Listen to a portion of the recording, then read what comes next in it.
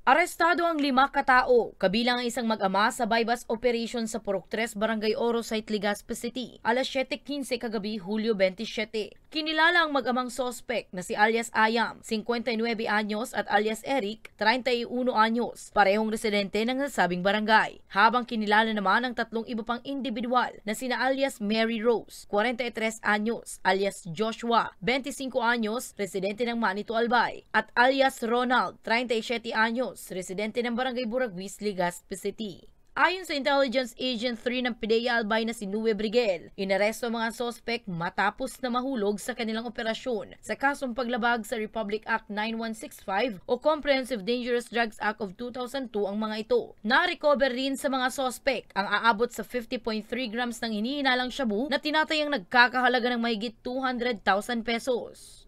Lampas kita mga 2 bulan na nag-masid mo na hanggang nag-conduct na kita series of casing and surveillance operation and nagkaigwa man kitang duwang test by operation na parehas nakabakal ang sa tuyang undercover agent kang pinalaboratory test na itong pig-test by niya parehas man nagpositibo sa shabu.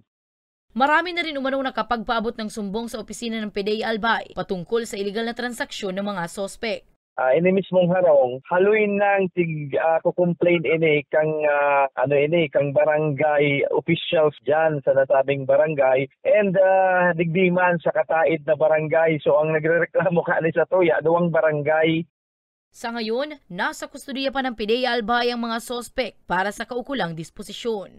Para sa mga balitang Tatak Bicol, Danica Garcia.